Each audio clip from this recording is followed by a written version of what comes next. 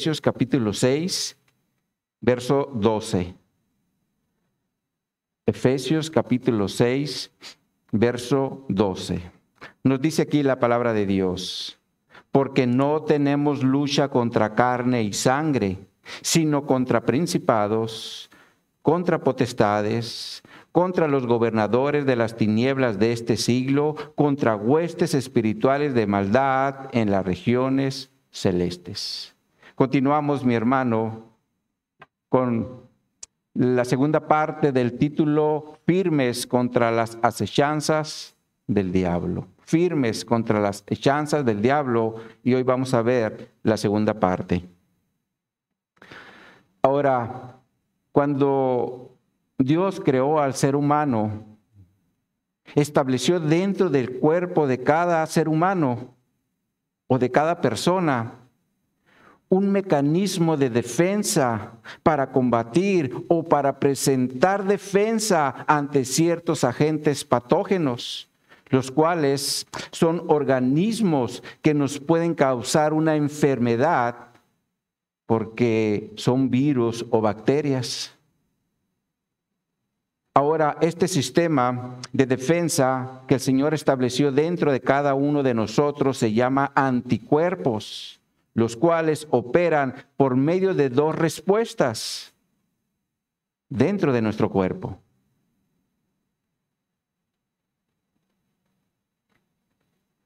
La primera respuesta es llamada inmunitaria innata.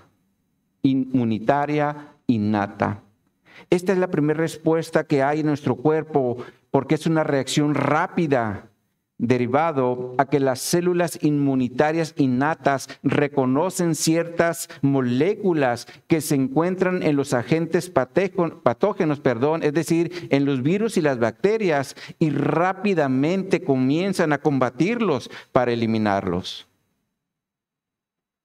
Y cuando ellos están operando, cuando esta respuesta está operando dentro de nuestro cuerpo, lo primero que vamos a ver es una inflamación, porque allí es donde hay una batalla dentro de nosotros. Ahora, la otra respuesta es llamada inmunitaria adaptativa, la cual es una reacción más lenta dentro de nuestro cuerpo, pero tiene mayor capacidad para combatir a ciertos virus o bacterias. Sin embargo, en esta segunda respuesta, llamada inmunitaria adaptativa, hay dos tipos de células que están involucradas en esta segunda respuesta. A unas se les conoce como T y a otras se les conoce como B. Donde las células T matan a los agentes patógenos y de igual forma las células infectadas. Sin embargo, las células B son las que se encargan de producir más anticuerpos. Por lo cual, estas células B son, por decir así, los que traen más soldados a la batalla. Por lo cual, Dios, de una forma natural, estableció dentro de cada ser humano un sistema de defensa para combatir a ciertos enemigos que quieren invadir nuestro cuerpo. Y obviamente lo hacen con la finalidad de destruirnos.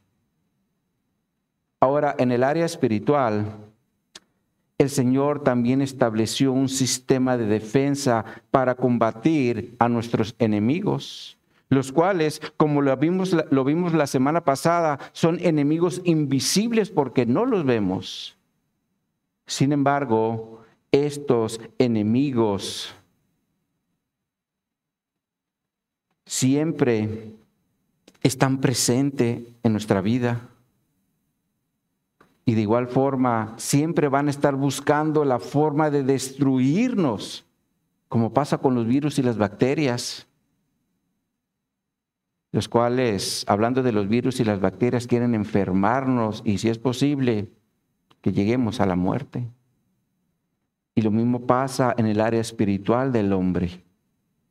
Por ese motivo, el Señor, por medio de Pablo, nos estará hablando de la armadura de Dios, la cual es un sistema de defensa espiritual que el Señor nos dejó.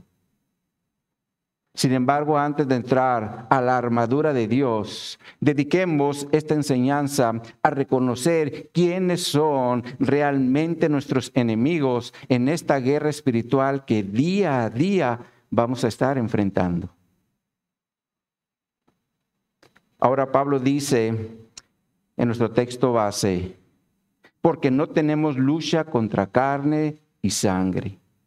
Aquí entramos a nuestro primer y único punto de la enseñanza, porque un buen soldado de Jesucristo reconoce quién es su verdadero enemigo.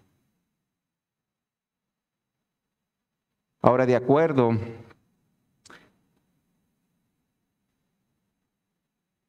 a lo que nos está diciendo aquí en esta parte donde dice que no tenemos guerra contra carne y sangre, entendemos que nuestro enemigo no es el ser humano. Y esto lo deducimos porque en el contexto del pueblo de Israel, la expresión carne y sangre se utiliza para hacer referencia a otro ser humano. Por ejemplo, cuando Jesús le pregunta a sus discípulos y les dice, ¿quién dicen los hombres que es el Hijo del Hombre? Los discípulos le contestaron, unos dicen que Juan el Bautista, otros que Elías, otros que Jeremías, otros dicen que es alguno de los profetas. Sin embargo, Jesús después les vuelve a preguntar y les dice, ¿y vosotros qué decís que soy? Y en ese momento Pedro le contesta a Jesús y le dice, tú eres el Cristo, el Hijo del Dios viviente. Por lo cual Jesús le dice lo siguiente en Mateo capítulo 16, verso 17 que les ponemos en la pantalla. Dice aquí, entonces le respondió Jesús, bienaventurado eres bienaventurado eres Simón, hijo de Jonás, porque no te lo reveló carne ni sangre, sino mi Padre que está en los cielos. Aquí la expresión carne y sangre está en el contexto del ser humano, porque no fue otro ser humano el que le reveló a Pedro que Jesús era el Cristo, sino Dios mismo. Por eso la Nueva Traducción Viviente dice, bendito eres Simón, porque mi Padre que está en el cielo te lo ha revelado y no lo aprendiste de ningún ser humano. Entonces es claro que aquí la expresión carne y sangre se refiere al ser humano. Ahora Pablo también en sus escritos utilizaba esta expresión. Por ejemplo, cuando les está hablando a los corintios o a la iglesia de Corinto en relación a los que no pueden heredar el reino de Dios, también utiliza esta expresión. En primera a los Corintios capítulo 15, verso 50, que les ponemos también en la pantalla. Dice aquí esta escritura, pero esto digo, hermanos, que la carne y la sangre no puede heredar el reino de Dios, ni la corrupción hereda la incorrupción. Aquí la expresión carne y sangre también es en relación al cuerpo humano. Porque para poder estar en el reino de Dios vamos a necesitar un cuerpo diferente, es decir, un cuerpo sin pecado. Porque Dios no puede convivir con el pecado. Por eso Pablo, en el contexto a esta escritura que tenemos en la pantalla, nos habla de la segunda venida de Jesús. Porque cuando Jesús regrese, en ese momento los que estén vivos, claro, si son cristianos, serán transformados para dejar su cuerpo de pecado y de esa forma recibir un cuerpo glorificado. Y de esa forma ya vamos a poder estar en el reino de Dios. Entonces aquí, en 1 Corintios 15, 50, la palabra carne y sangre también se refiere a una persona o en el contexto de un cuerpo humano. Ahora veamos un último ejemplo, cuando Pablo les escribe a los Gálatas en relación a su ministerio. Vayan en su Biblia a Gálatas 1 y leamos a partir del verso 13. Gálatas 1, 13.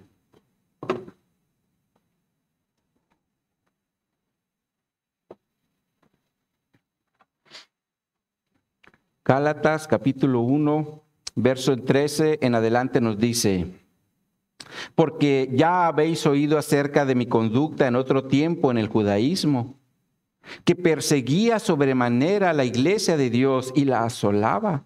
Y en el judaísmo aventajaba a muchos de mis contemporáneos en mi nación, siendo mucho más celoso de las tradiciones de mis padres.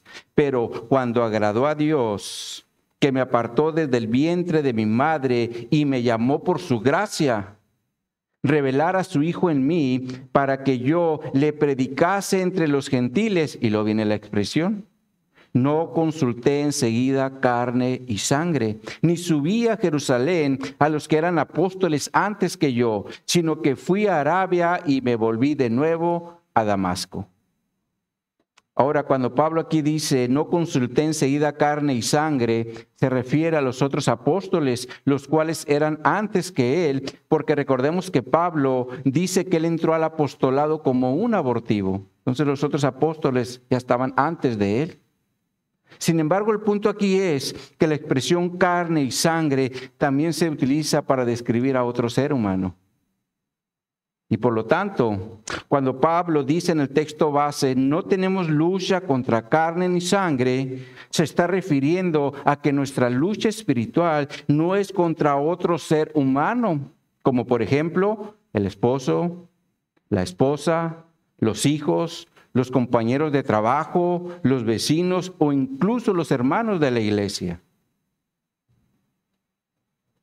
Sin embargo, por otro lado, tampoco debemos de perder de vista que Satanás siempre va a buscar la forma de operar en el ser humano. Y obviamente es con la finalidad para que se aparte de Dios y no haga la voluntad de Dios.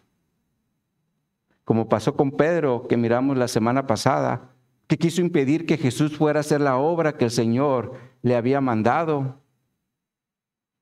Por eso es que el Señor reprendió a Pedro y dijo, quítate delante de mí, Satanás.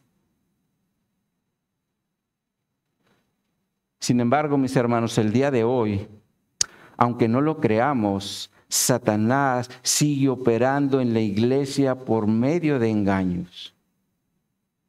Porque el engaño, mis hermanos, es el arma más poderosa que Satanás tiene. Y es una arma que Satanás también utiliza para que nuestros sentidos se extravíen, como Pablo lo menciona en su epístola a los Corintios, en segunda a los Corintios, capítulo 11, versos 3 y 4, se los vamos a poner en la pantalla. Dice aquí la Escritura, 2 Corintios 11:3, pero me temo, dice Pablo, que como la serpiente con su astucia engañó a Eva, vuestros sentidos sean de alguna manera extraviados de la sincera fidelidad a Cristo. Porque si viene alguno predicando a otro Jesús que el que os hemos predicado, o si recibís otro espíritu que el que habéis recibido, u otro evangelio que el que habéis aceptado, bien lo toleráis. Pablo aquí está reprendiendo a los corintios porque estaban aceptando enseñanzas de algunos falsos maestros, los cuales estaban extraviando sus sentidos con la finalidad de que se desviaran de la fidelidad de Cristo. Por ese motivo, un poco más adelante, Pablo a estos falsos maestros les llama obreros fraudulentos porque son engañadores, como lo menciona 2 Corintios 11, versos 13 al 15, que les ponemos en la pantalla. Dice aquí 2 Corintios 11, 13, porque estos son falsos apóstoles, obreros fraudulentos, otra versión dice engañosos, que se disfrazan como apóstoles de Cristo, y no es maravilla, porque el mismo Satanás se disfraza como ángel de luz, así que no es extraño si también sus ministros se disfrazan como ministros de justicia, cuyo fin será conforme a sus obras. Definitivamente, mis hermanos, los corintios estaban siendo engañados por estos falsos maestros, los cuales estaban operando a través de espíritus engañadores, como también Juan lo menciona en su primer carta, en Primera de Juan, capítulo 4, verso 1, que les ponemos en la pantalla. Dice aquí Juan: amados, no creáis a todo espíritu, sino probad los espíritus si son de Dios, porque muchos falsos profetas han salido por el mundo. Ahora, esto nos enseña que no todos los espíritus son de Dios, porque hay espíritus del diablo que también operan por medio del engaño con la finalidad de apartarnos del evangelio. Ahora, estas fueron advertencias que el Señor les dio a su iglesia hace más de 2020 años para que ellos no fueran engañados. Sin embargo, la triste realidad es que hoy en día se siguen metiendo estos falsos maestros a la iglesia de Jesucristo. Por eso es importante poner atención a todo aquello que estemos escuchando, porque el oído es uno de los medios que Satanás va a utilizar para engañarnos y de esa forma nos desviemos de la fe. Sin embargo, mis hermanos, otro medio que Satanás sigue utilizando, sobre todo en nuestra generación, es la vista. Porque siempre tenemos puesta la vista en un dispositivo, llámese teléfono, llámese televisión o computadora, donde los falsos maestros se mueven de una forma extraordinaria con la finalidad de presentarnos ciertas cosas que no son verdad. Como por ejemplo, entran a YouTube y de repente sale un predicador que le está predicando a una audiencia en relación a su necesidad y no en relación a su pecado. Pero aparte, de repente, le sopla ¡fu! Y empiezan a caer como fichas de dominó. Lo cual hace que muchos se queden cautivados y empiezan a buscar ese tipo de experiencias dentro de la iglesia. Ahora, por otro lado, están los que se mueven por medio de los espíritus de adivinación, los cuales incluso te pueden hablar de algún acontecimiento oculto que nadie sabe, y obviamente es con la intención de cautivarte. Sin embargo, mis hermanos, este tipo de espíritus siempre han existido. Por ese motivo, el Señor en su ley les prohibió a los judíos practicar la adivinación, como lo enseña la Escritura en Deuteronomio, capítulo 18, versos 9 al 11. Se los ponemos en la pantalla. Dice aquí el Señor, en Deuteronomio 18, 9, dando instrucciones aquí a la segunda generación de los judíos después de haber salido de Egipto, y les dice: cuando entres a la tierra que Jehová tu Dios te da, no aprenderás a hacer según las abominaciones de aquellas naciones. No se ha hallado en ti que haga pasar a su hijo o a su hija por el fuego, ni quien practique adivinación, ni agorero, ni sortilegio, ni sortilego, ni hechicero, ni encantador, ni adivino, ni mago, ni quien consulte a los muertos. Ahora, mis hermanos, aquí surge una pregunta. ¿Por qué el Señor se los está prohibiendo? Y la respuesta la encontramos en el verso 9 que tenemos en la pantalla. Cuando dice: no aprenderás a hacer según las abominaciones de aquellas naciones. Lo cual nos enseña que esto para Dios, o estas prácticas, son abominaciones, es decir, son cosas detestables. Por ese motivo Dios se las prohibió a su pueblo. Sin embargo, hoy en día estas prácticas también están metidas en la iglesia con el objetivo de engañar, si fuere posible, a los escogidos, como Jesús lo dijo cuando habló de las señales antes del fin, en Marcos 13, 22, que se les ponemos en la pantalla. Dice aquí Jesús: porque se levantarán falsos cristos y falsos profetas y harán señales y prodigios para engañar, si fuere posible aún, a los escogidos. Ahora, estas son señales de los últimos días que nos dejó Jesús, donde nos está advirtiendo que va a haber falsos y los cuales van a estar operando con señales y prodigios, es decir, con cosas extraordinarias o sobrenaturales. Sin embargo, también Jesús nos dice que lo van a hacer con la finalidad de engañarnos. Y digo engañarnos porque nosotros en Cristo también tenemos una posición como escogidos. Así que cuidado, mis hermanos, con lo que estamos escuchando y con lo que estamos mirando, porque Satanás siempre va a buscar la forma de engañarnos para que nos apartemos de la fe. Ahora, por otro lado, la Escritura también nos enseña que por medio de la vista podemos caer en pecado y vendrán grandes consecuencias de parte del Señor para nuestra vida. Y el mejor ejemplo que tenemos es el David, cuando era rey en Israel. Porque David, estando en tiempo de guerra, se quiso relajar. Y la Escritura nos enseña que un día, estando en el terrado de su casa real, vio a una mujer que se estaba bañando, la cual, dice la Escritura, que era muy hermosa. Sin embargo, esta mujer estaba casada.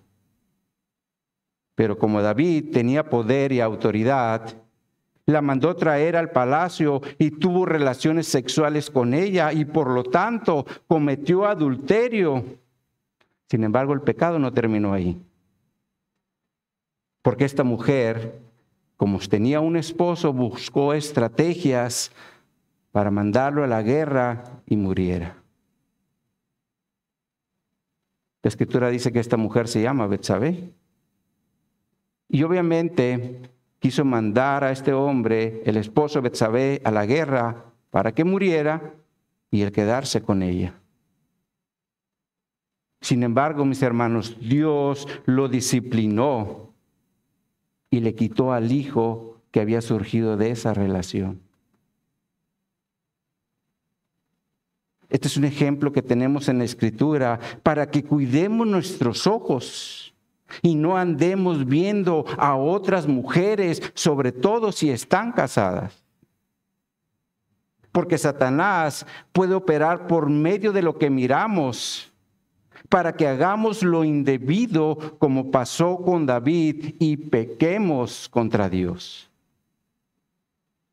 Por eso lo reitero, cuidado con lo que estamos mirando y escuchando, porque Satanás siempre va a buscar la forma para que cometamos pecado y nos apartemos de la voluntad de Dios.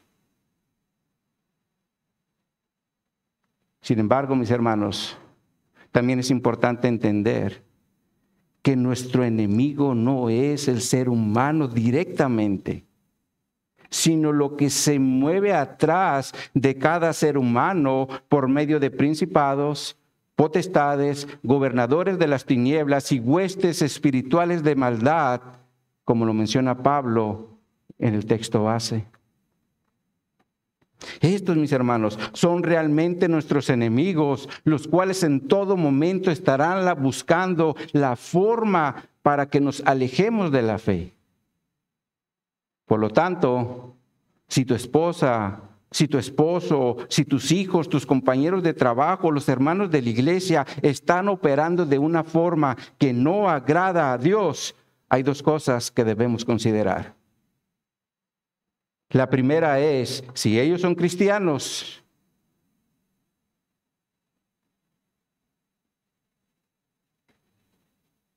en amor, debemos confrontarlos con su pecado, con la finalidad de que ellos dejen de estar pecando contra Dios. Entonces, en primer lugar, debemos, en amor, exhortar al hermano y hacerle ver el pecado que está cometiendo. Y en segundo lugar, si ellos no son cristianos, debemos primeramente compartirles el evangelio para que conozcan a Jesús y de esa forma se alejen de esas huestes de maldad que los quieren seguir utilizando para que pequen contra Dios. Ahora, si ya lo hicimos, les compartimos el evangelio y ellos continúan con ese tipo de actitudes, nuestro siguiente paso es no dejar de orar por ellos y descansar en Dios, esperando que su misericordia obre poderosamente en su vida y de esa forma dejen de vivir en tinieblas.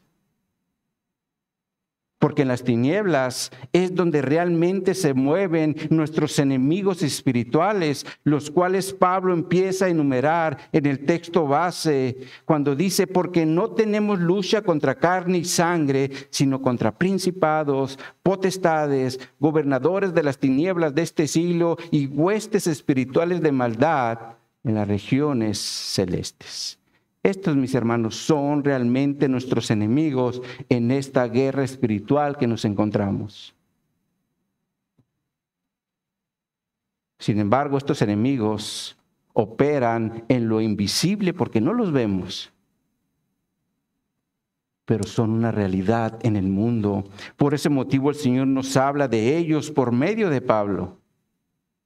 Ahora, antes de entrar a describir cómo operan estos enemigos, es importante entender por qué se hicieron nuestros enemigos. Y para entenderlo, veamos primeramente lo que la Biblia nos enseña en relación a los seres espirituales que Dios creó. Y en este sentido, la Escritura nos enseña que Dios creó un ejército de ángeles con diferentes funciones. Por ejemplo, tenemos un ángel guerrero llamado Miguel, y Judas lo presenta como arcángel en Judas 1:9. Se los ponemos en la pantalla. Dice Judas: pero cuando el arcángel Miguel contendía con el diablo, disputando con él por el cuerpo de Moisés, no se atrevió a proferir juicio de maldición contra él, sino que dijo: el Señor te reprenda. Aquí Miguel es presentado como un arcángel, lo cual indica que es un ángel principal. Y de hecho Miguel aparece por primera vez en el libro de Daniel, cuando se menciona que el profeta Daniel recibió una visita de un ángel. Y cuando este ángel venía de parte de Dios, se le presentó una oposición, indicando que era otro ser espiritual que no le estaba impidiendo llegar a Daniel. Y esto lo vemos en Daniel 10, versos 11 al 13, se los vamos a poner en la pantalla. Dice aquí la Escritura: y me dijo, Daniel, varón muy amado, está atento a las palabras que te hablaré y ponte en pie, porque a ti he sido enviado ahora. Mientras hablaba esto contigo, me puse en pie temblando. Entonces me dijo, Daniel, no temas, porque desde el primer día que dispusiste tu corazón a entender y a humillarte en la presencia de Dios, fueron oídas tus palabras, y a causa de tus palabras yo he venido. Mas el príncipe del reino de Persia se me opuso durante 21 días. Pero he aquí Miguel, uno de los principales príncipes, vino a ayudarme y quedé allí con los reyes de Persia. Miguel aquí es presentado como uno de los príncipes principales. Y obviamente aquí el contexto es en la guerra espiritual, porque Miguel presentó defensa para ayudar a este ángel y de esa forma pudiera llegar con el mensaje a Daniel. Ahora, cuando Jesús está en su ministerio terrenal y vinieron por él para apresarlo y llevárselo con los sacerdotes y los escribas, y obviamente era con la intención de condenarlo a muerte, el arrebatado Pedro sacó una espada y le corta la oreja a uno de los siervos del sacerdote llamado Malco. Sin embargo, Jesús le dice lo siguiente, se los ponemos en la pantalla. Dice Jesús: entonces Jesús le dijo, vuelve tu espada a su lugar, porque todos los que tomen espada a espada perecerán.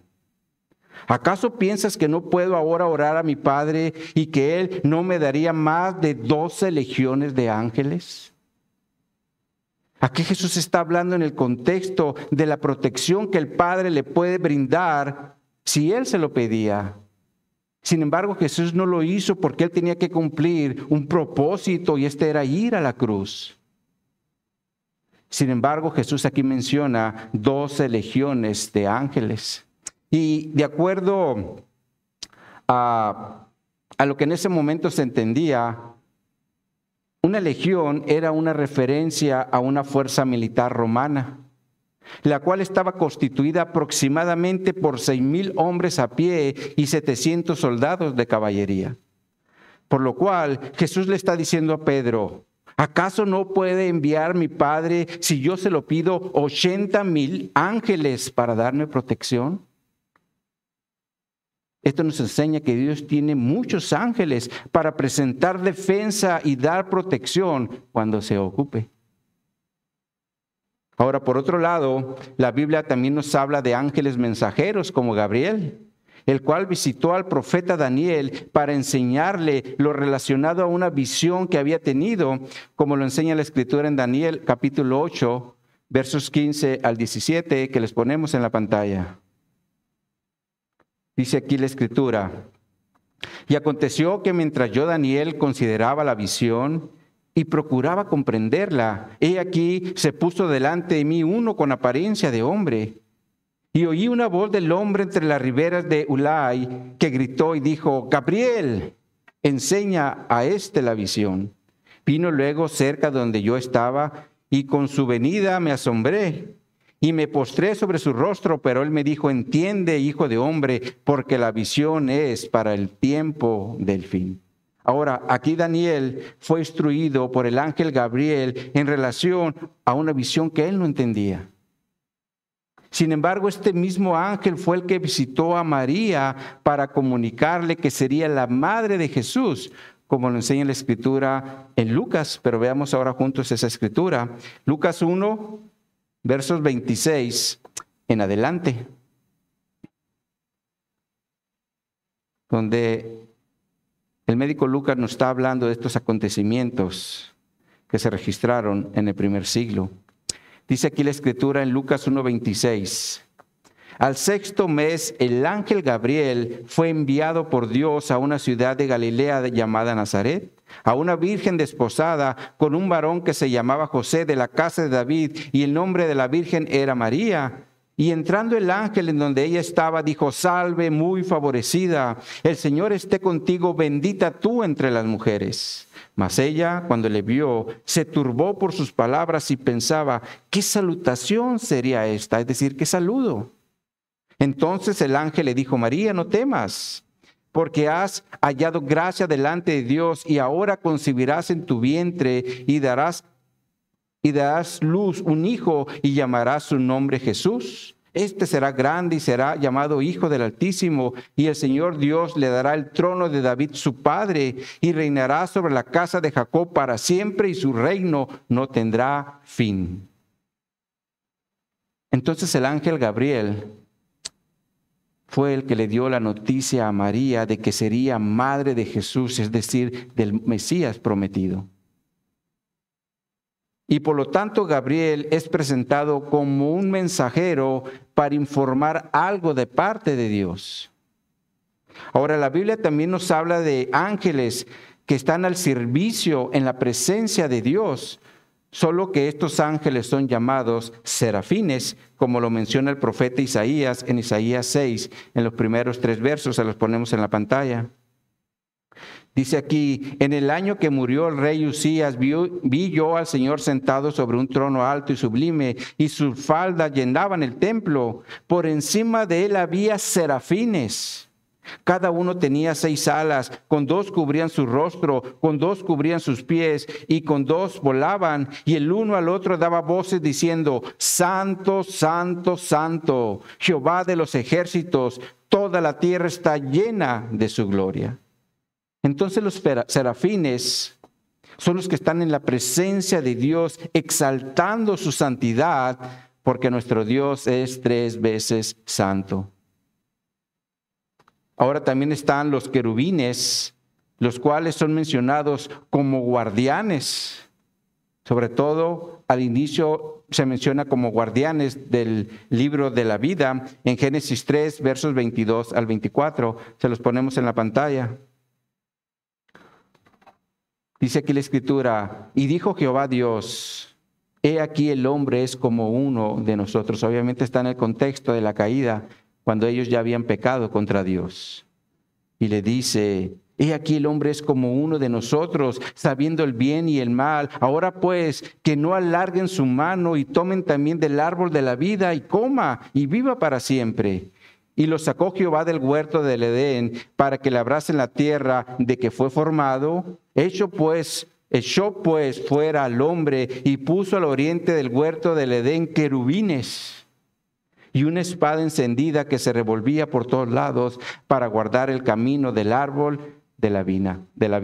Entonces aquí los querubines son mencionados como guardianes del árbol de la vida cuando Adán y Eva fueron echados del Edén para que no regresaran.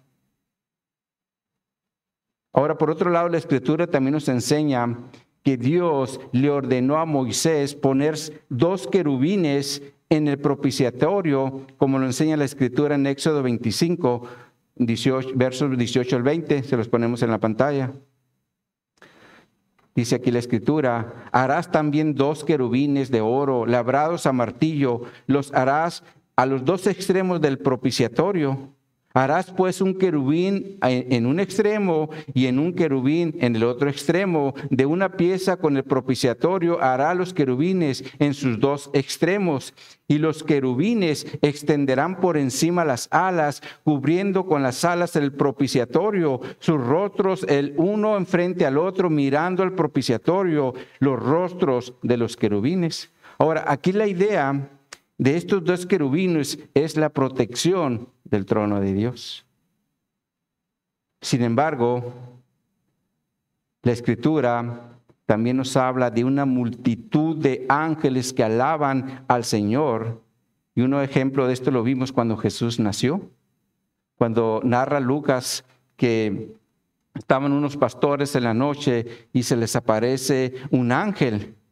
Y les dice en Lucas 2, versos 12 al 14. Se los ponemos en la pantalla. Dice, esto os servirá de señal. Hallaréis al niño envuelto en pañales, acostado en un pesebre. Y dice, y de repente apareció con el ángel una multitud de huestes celestiales que alababan a Dios y decían, gloria a Dios en las alturas y en la tierra paz, buena voluntad para con los hombres. Entonces aquí la Escritura nos habla de huestes celestiales que alaban a Dios. Entonces la Biblia, mis hermanos, nos enseña que Dios tiene muchísimos ángeles, pero con diferentes funciones. Porque como lo vimos, están los que son de la guerra o de guerra, defendiendo a otros ángeles como Miguel.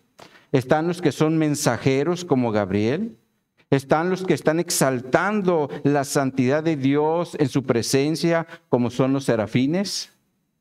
Están los que son guardianes, como los querubines. Y están las huestes espirituales que alaban a Dios siempre. Sin embargo, mis hermanos, por otro lado, la Escritura también nos enseña que uno de esos ángeles quiso ser igual a Dios y se llenó de orgullo. Y por lo tanto fue arrojado de la presencia de Dios. De hecho, el profeta Ezequiel lo presenta como un ángel protector. Y por lo tanto, este ángel era un querubín, porque los querubines son los protectores. o Dios los diseñó para ser protectores. Y en este sentido nos dice la Escritura, allí en Ezequiel 28, versos 14 al 16, se los vamos a poner en la pantalla. Dice aquí, tú, querubín, grande protector, yo te puse en el santo monte de Dios, allí estuviste en medio de las piedras de fuego, te paseabas. Perfecto eras en todos tus caminos desde el día que fuiste creado, hasta que se halló en ti maldad. A causa de la multitud de tus contrataciones fuiste lleno de iniquidad y pecaste, por lo que yo te eché del monte de Dios y te arrojé de entre las piedras de fuego, oh querubín protector. Entonces es claro que este querubín era un protector en el monte de Dios, pero como se llenó de maldad y pecó contra Dios, fue echado. Ahora el profeta Isaías nos da más detalles en relación a su pecado en Isaías 14, se los vamos a poner en la escritura. Isaías 14, versos 11 al 13, nada más vamos a tomar de referencia. Dice, descendió al Seol tu soberbia, está hablando del mismo querubín, y el sonido de tus arpas, gusanos serán tu cama y gusanos te cubrirán. ¿Cómo caíste del cielo, oh lucero, hijo de la mañana? Cortado fuiste por tierra, tú que debilitabas a las naciones. Tú que decías en tu corazón, subiré al cielo, en lo alto, junto a las estrellas de Dios. Levantaré mi trono y en el monte del testimonio me sentaré a los lados del norte. Aquí el profeta Isaías nos habla de la soberbia que vi en el corazón de este ángel protector, porque él quería ser igual a Dios. Y de igual forma, él quería levantar un trono. Por ese motivo, Dios lo echó del cielo. Ahora, mis hermanos, este ángel definitivamente es Satanás. Y también es mencionado como la serpiente antigua derivado que estuvo en Edén, como lo menciona Ezequiel en Ezequiel 28:13. Se los ponemos en la pantalla. Dice aquí Ezequiel, en Edén de Dios estuviste, de toda piedra preciosa es tu vestidura, de cornelia, topacio, jaspe, crisólito, berilio, ionice, de zafiro, carbunclo, esmeralda y oro. Los primores de tus tamboriles y flautas estuvieron preparadas para ti el día de tu creación. Entonces es claro que Satanás estuvo en Edén, por eso se le llama serpiente antigua. Sin embargo, el apóstol Juan, en su libro de Apocalipsis, también le llama diablo y Satanás. Se los ponemos en la escritura. Perdón, en la pantalla. Dice aquí Apocalipsis 12, 7 al 9. Después hubo una gran batalla en el cielo. Miguel y sus ángeles luchaban contra el dragón. Y luchaba el dragón y sus ángeles. Pero no prevalecieron, ni se halló lugar para ellos en el cielo. Y fue lanzado fuera el gran dragón, la serpiente antigua que se llama Diablo y Satanás, el cual engaña al mundo entero. Fue arrojado a la tierra y sus ángeles fueron arrojados con él. Ahora, aquí Juan nos da otro detalle en relación a Satanás. Y esto es que no está solo, porque también hay ángeles que están con él. Y como Satanás siempre ha querido imitar a Dios, también estableció su propio ejército por medio de aquellos ángeles que también se rebelaron contra Dios. Ahora, mis hermanos, cuando Satanás engañó a Adán y Eva en Edén, todos sabemos que a partir de ese momento la humanidad cayó en esclavitud por medio del pecado y por lo tanto su condición cambió delante de Dios, derivado a que el pecado nos aparta de la presencia de Dios. De hecho, por eso fueron echados Adán y Eva. Sin embargo, en el momento que tú y yo aceptamos a Jesús como nuestro Señor y Salvador, nuestra condición de pecado cambia, derivado a que nuestros pecados son perdonados por medio del sacrificio de Cristo en la cruz, y de esa forma ahora nosotros sí podemos tener una relación personal con Dios. Y por lo tanto, mis hermanos, en ese momento nos enlistamos en los ejércitos del Dios viviente como soldados de Jesucristo. Y ese es el motivo por el cual entramos en esta guerra espiritual contra Satanás y sus demonios, los cuales Pablo le llama huestes espirituales de maldad. Ese es el motivo por el cual estamos en guerra con ellos. Ahora, teniendo esto en mente, es decir, que desde el momento que aceptamos a Jesús como nuestro Señor y Salvador, entramos en una lucha espiritual contra Satanás y sus demonios.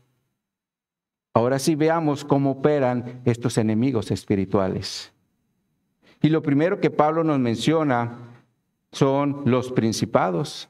Y de acuerdo al griego, se refiere a un ser sobrenatural que opera como un gobernante, lo cual indica que tiene autoridad dentro de las huestes de Satanás. Sin embargo, de acuerdo a lo que nos muestra el libro de Daniel, cuando habla de una pelea espiritual, da a entender que hay un principado en cada ciudad. Veamos esta escritura, vayan en su Biblia a Daniel 10 y leamos a partir del verso 16.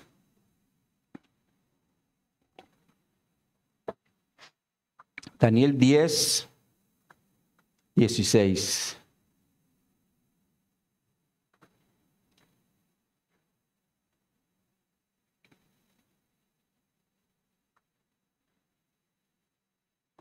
Dice aquí la escritura, pero he aquí, uno con semejanza de hijo de hombre tocó mis labios. Entonces abrí mi boca y hablé, y dije al que estaba delante de mí, Señor mío, con la visión me ha sobrevenido dolores y no me queda fuerza. Está hablando Daniel. ¿Cómo pues podrá el siervo de mi Señor hablar con mi Señor? Porque al instante me faltó la fuerza y me quedé sin aliento, y no me quedó aliento. Y aquel que tenía semejanza de hombre me tocó otra vez y me fortaleció y me dijo, muy amado, no temas, la paz sea contigo, esfuérzate y aliéntate. Y mientras él hablaba, recobré las fuerzas y dije, hable mi Señor, porque me has fortalecido. Él me dijo, ¿sabes por qué he venido a ti?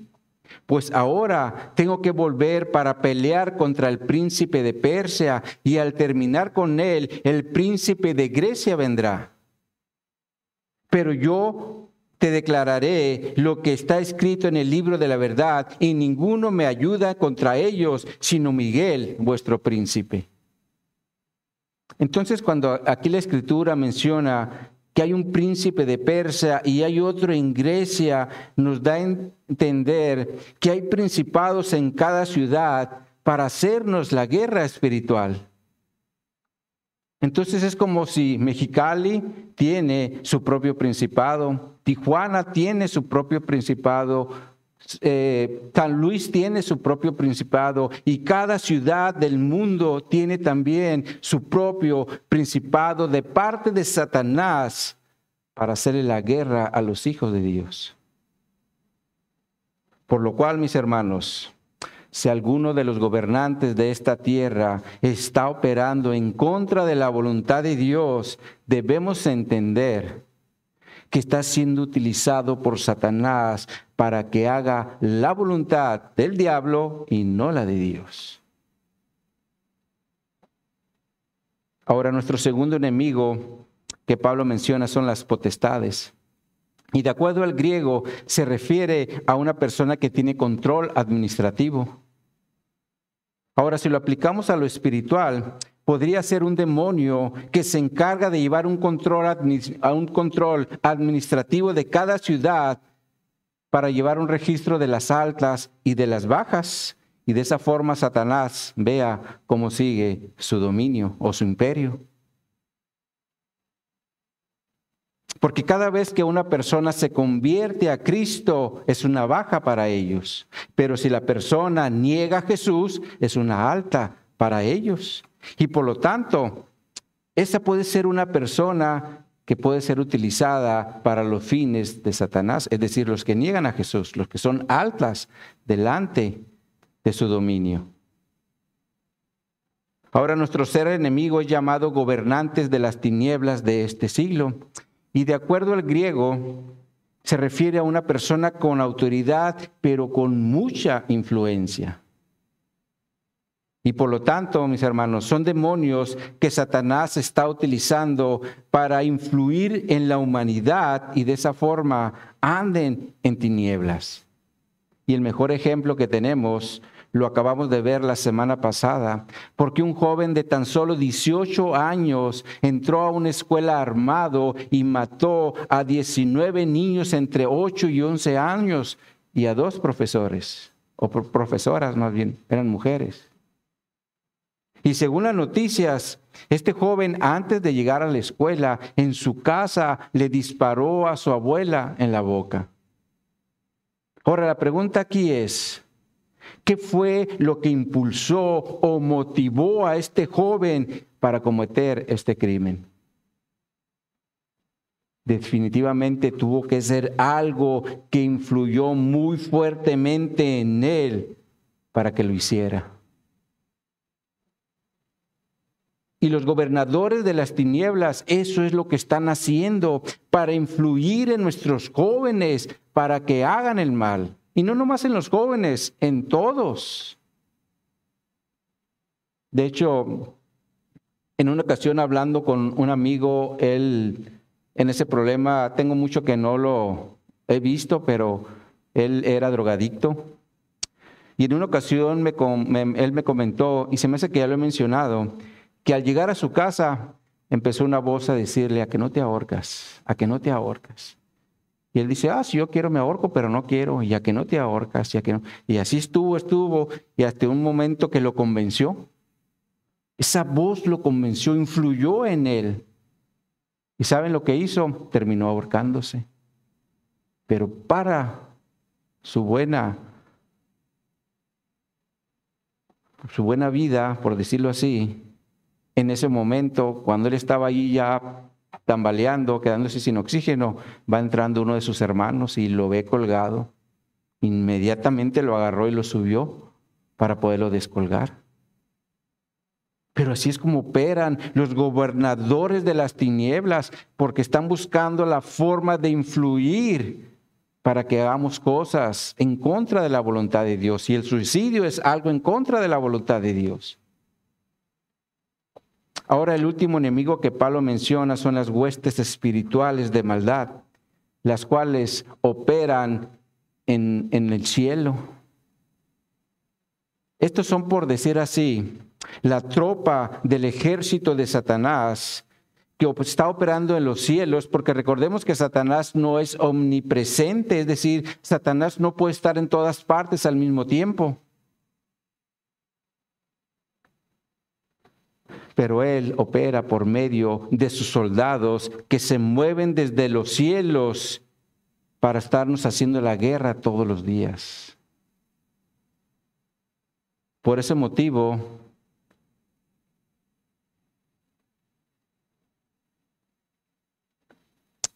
debemos estar firmes para que podamos enfrentar estos demonios de maldad que están operando en los cielos. Porque es la influencia de Satanás posiblemente en cada ser humano. Ahí está a un lado de ti esperando a ver en qué momento hay una debilidad. Y también, pues, le comentaba a uno de mis hermanos antes de iniciar, Satanás nos conoce tan perfectamente y conoce nuestra debilidad. Y lo único que va a hacer es ponernos enfrente lo que sabe que nuestra carne desea. Y una vez que la agarramos, entramos, somos presa de sus artimañas. Y una artimaña nos va llevando a otra, como pasó con David.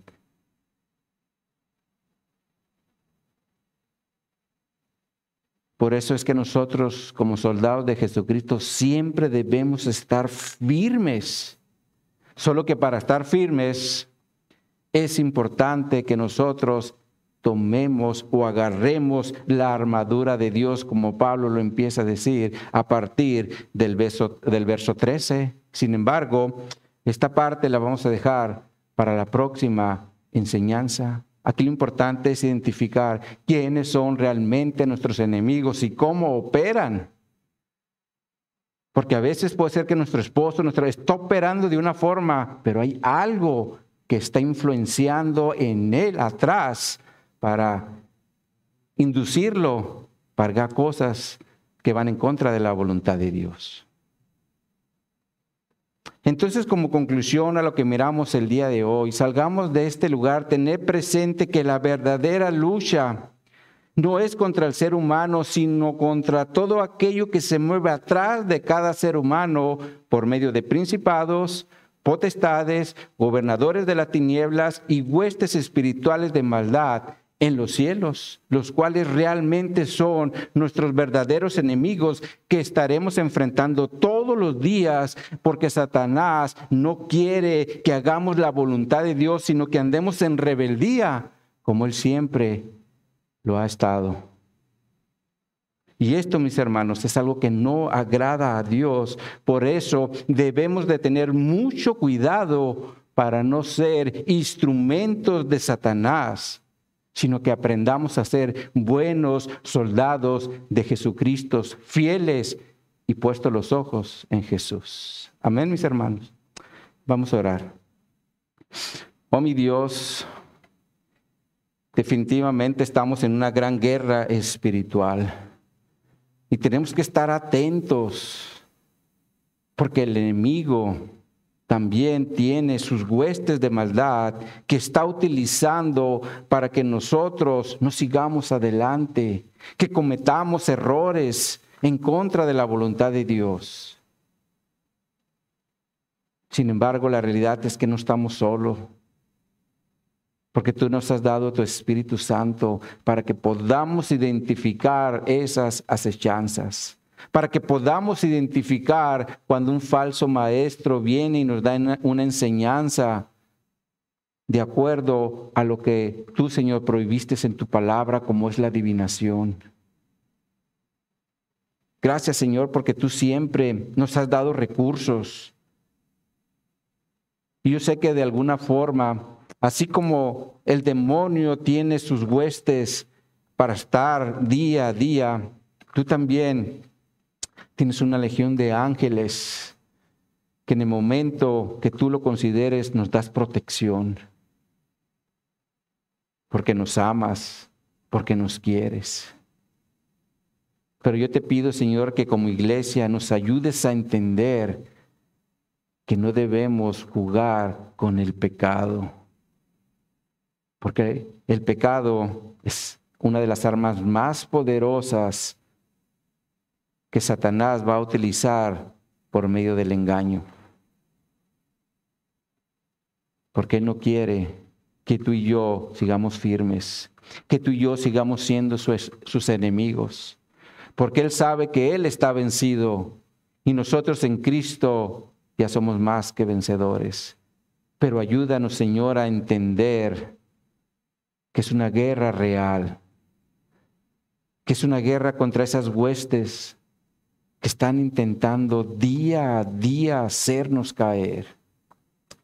Danos entendimiento, Señor, para no ser presas fáciles.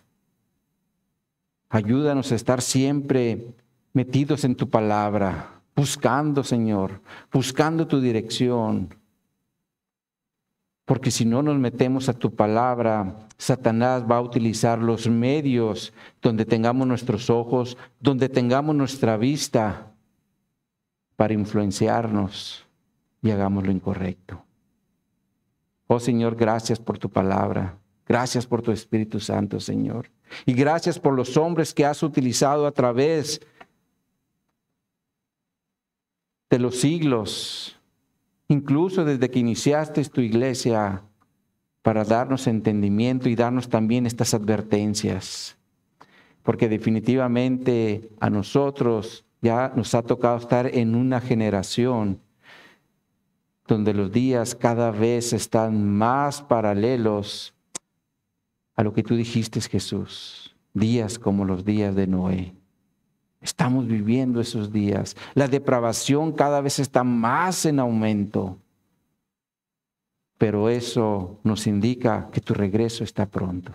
ayúdanos, Señor, a permanecer y ayúdanos, Señor, a no pecar contra ti. Te lo pido, Señor, en el precioso nombre de tu Hijo Jesucristo, nuestro Señor y Salvador. Amén y amén. Pues bien, mis hermanos.